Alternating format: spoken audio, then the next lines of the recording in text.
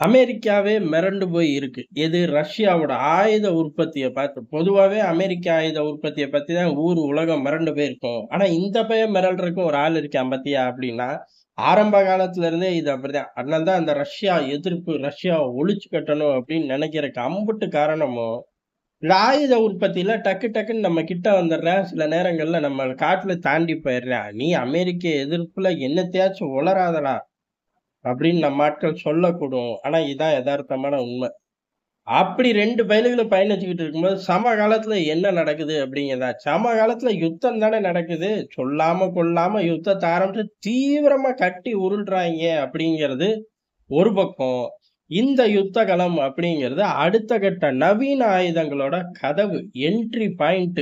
என்னைக்கு ஃபைனல் டெஸ்டினேஷன உலகம் பார்க்க போதோ, அன்னைக்கு உலகம் இருக்காது. அட்லீஸ்ட் ஜப்பான் மாரி ஒரு நாடு அநியாயமா பலியாகும். அதுக்கப்புறம் உலகம் சரண்டர் ஆகும். இது பூரா விடிஞ்ச உடனே நடக்கலன்னு என்ட்ட வந்து கேட்கக்கூடாது. கொஞ்ச நாள் ஆயி போயிரும். அப்படி சமகால டெக்னாலஜிய நோக்கி ரஷ்யாவ நகர்த்துனதோட பெருமை பைடனுக்கே சேரும்.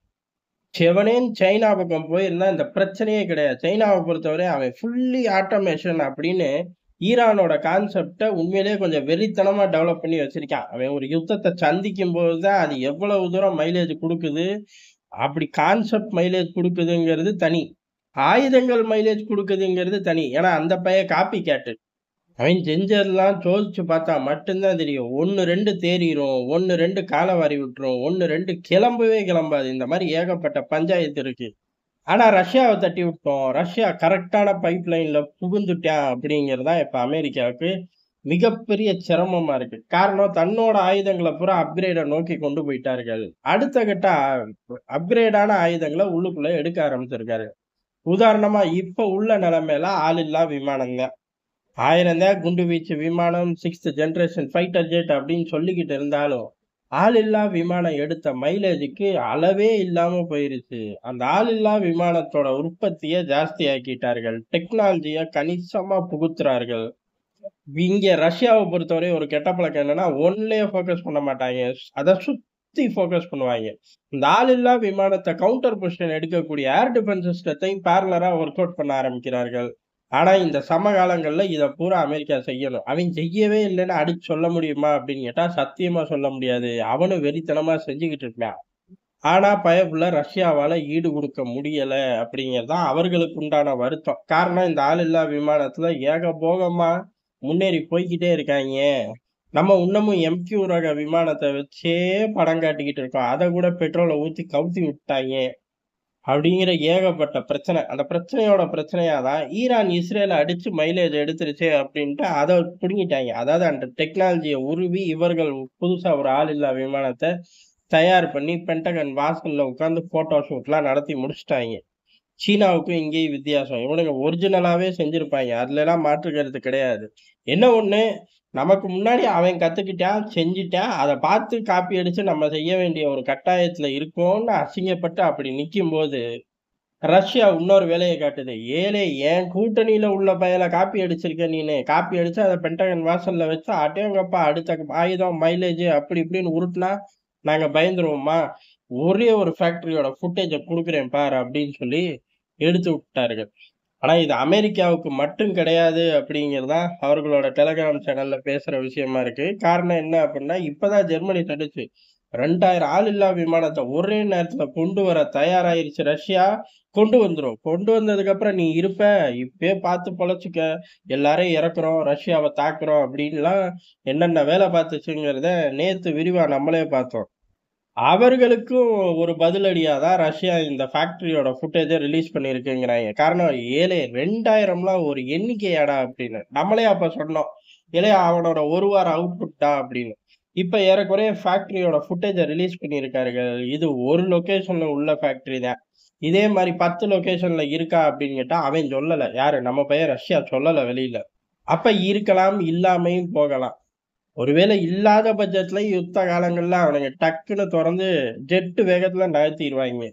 அது 2ஆம் உலகப் போர்ல இருந்து அவர்கள் கத்து வச்சுக்கிட்ட பால பாடகம். இப்ப கூட அமுல்படுத்திட்டாய்ங்க. ரொம்ப ஸ்மூத்தா வெற்றிகரமா தடைகள மீறி உற்பத்திய களத்துக்கு கொண்டு வந்து நிக்கிறாய்ங்க.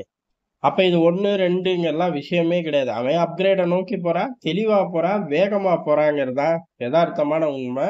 அந்த ஃபேக்டரியோட ஃபுட்டேஜ ரிலீஸ் பண்றார்கள். மிக பிரம்மாண்டமான ஃபேக்டரி. ஒரு நாளைக்கு 200 ஆளில்லா விமானம். செத்த போ!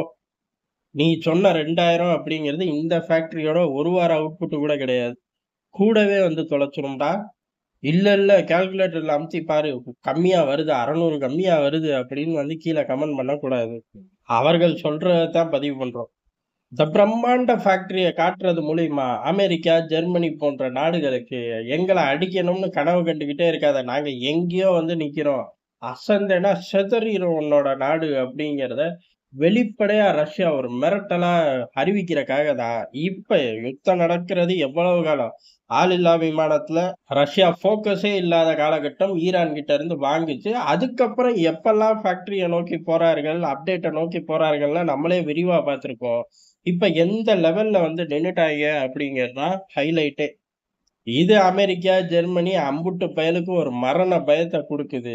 ஆனா ஜெலன்ஸ்கிக்கு மட்டும் குடுக்கலைங்கிறது தான் எதார்த்தமான உண்மை. காரணம் என்ன? தனக்கு டிக்கெட் கிழிக்க முடியாதுன்னு அவர் நம்புறாரு. எப்ப அத தனக்கு டிக்கெட் கிழிச்சிருவாங்கன்னு அவர் மனசுல தோணுதோ, அன்னைக்கு சரண்டர் ஆயிருவார். இது ஒரு ஆப்ஷன். இன்னொரு ஆப்ஷன் அப்படிங்கிறது ஒட்டுமொத்த பயலும் ஆயுதத்த போட்டு ஆர்டருக்கு ஒபே பண்ண மாட்டோம். போயா அப்படின்னு சொல்ட்டாய்ங்கனாலும் சரண்டர் ஆயிருவார். அடுத்த கட்ட விஷயம் எல்லாருக்கும் தெரிஞ்ச விஷயம் தான். இது 2 தெரியாதாடா அப்ப ஊருக்குன்னு கேட்கக்கூடாது.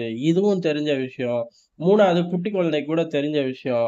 அமெரிக்கா ஸ்விட்ச் ஆஃப் பண்ணிட்டாங்கன்னா இங்க யுத்தம் நின்றும். அதத்தான் அந்த பையன் பண்ண மாட்டானே. அந்த பயலும் பண்ண மாட்டான். நம்ம பையன் ஏன் இவ்வளவு ஸ்லோவா போறான் அப்படின்னு நம்ம ஆட்களே கீழ வந்து கேட்கிறார்கள். ரஷ்யா ஏன் தான் இவ்வளவு ஸ்லோவா போகுதுன்னு தெரியல அப்படின்னு. ரஷ்யா நமக்கு தெரிஞ்சு ஸ்லோவா போல. காரணம் உக்ரைன் கிட்ட ரஷ்யா சண்டை போடுதா அப்படின்னு கேட்டோம்னா, இல்லைன்னு நம்ம ஆட்களே சொல்லிருவார்கள். ஏலே அவன் நேட்டோ கூட சண்டை போடுறான்யா. அப்ப இழுக்க தானே செய்யும். ஒட்டுமொத்த ஆயுத பலத்தையும் கொண்டு வந்து கொட்டி தள்ளியிருக்காய்ங்க. இவர்கள் தனி ஆளா இருந்து அடிக்கிறார்கள். இவர்கள் கூட்டணி அப்படிங்கிறது ஆளில்லா விமானத்த குடுத்து ஈரான் உதவுச்சு. அதுக்கு அடுத்து இப்ப கெர்ச் பிராந்திய யுத்தத்துல தான் வீரர்கள குடுத்து வடகொரியா உதவுச்சு. யுத்தம் ஆரம்பிக்கும்போது நெறைய பேர் சொல்லிக்கிட்டு இருந்தாய்ங்க. சீன அதிபர் தோள்ல உட்கார்ந்தா அதிபர் புட்டின் இந்த யுத்தத்தையே நடத்தப் போறாரு அப்படின்னு. ஆனா அதெல்லாம் அப்படிலாம் கிடையாதுடான்னு அப்பயே நம்ம சொன்னோம். ரஷ்யா தனிச்சு தான் செயல்படும். சீனா உதவுங்கிற கான்செப்டே தப்பு. அவன் என்னைக்கு எல்லார் காலையும் வாரி விடுவான். அது எந்த விஷயத்துலயா இருந்தாலும் சரி அப்படின்னு நம்ம அப்பயே பதிவு பண்ணோம். சீனா கடைசி வரை ஒண்ணுமே குடுக்கல. பைடன் 4 தடவ ஃபோன் போட்டு மிரட்டுனோனயே, ராணுவ வீரர்களுக்கு சாப்பாடு குடுக்குறேன்னு ஒத்துக்கிட்டத கூட குடுக்காம பின்வாங்கிட்டாய்ங்க. அதுக்கு அடுத்து ட்ரம்ப்லாம் வந்த காலகட்டங்கள்ல தான் கொஞ்சம் நஞ்சமாச்சு நகர்ந்துச்சு. அப்பயே ஆயுதங்கள் நகர்ந்துச்சா அப்படிங்கிறது கன்ஃபார்மான டேட்டா கிடையாது. நகர்ந்திருக்கலாம். ஆனா பெரிய அளவுல இல்ல. ஈரான் சப்போர்ட் பண்ண அளவு இல்லைங்கிறது எல்லாருக்கும் தெரிஞ்ச விஷயம் தான். இப்படி இந்த யுத்தம் பயணிக்கும்போது ஜெர்மனி ஓவர் சவுண்டு அமெரிக்கா பின்வாங்குது. ஒரு ஸ்டேஜ்ல ஜெர்மனிய தள்ளி விட்டுறலாம் அப்படின்னு அமெரிக்கா புத்திக்கு தெரிஞ்சுச்சு, தள்ளி விட்டுருவாய்ங்க. பொழப்பு நாறிரும். ஐரோப்பா பொழப்பு நாறிரும் அப்படின்னு சொல்லி ரஷ்யா மீண்டும் ஒரு முறை எடுத்து சொல்லதான் இந்த ஃபுட்டேஜ ரிலீஸ் பண்ணியிருக்கார்கள். இனி வரும் நாட்கள், நேரங்கள் அப்படிங்கிறது ஜெர்மனியோட சேட்டை கொஞ்சம் அடங்கும். கொஞ்சம் அடங்கும். அதாவது 2 மாசம் முன்னாடி என்ன பண்ணாய்ங்க, 10 நாள் பிரசன்ட்ல இருப்பாய்ங்க. 10 நாள் ஆப்ஷன்ல இருப்பாய்ங்க. 10 நாள் எங்கேயோ நின்னு நான் பார்த்துக்கிட்டு தான்ப்பா இருக்கேன். வொர்க் ஃப்ரம் ஹோம் அப்படிங்கிற மாரி அப்டேட் போடுவாய்ங்க. அந்த பேட்டர்னுக்கு இந்த ஃபுட்டேஜ் ரிலீஸ் ஆனதுக்கு அப்புறம் ஜெர்மனி போக அதிக வாய்ப்பு இருக்கு அப்படிங்கிறது தான் எதார்த்தமான உண்மை.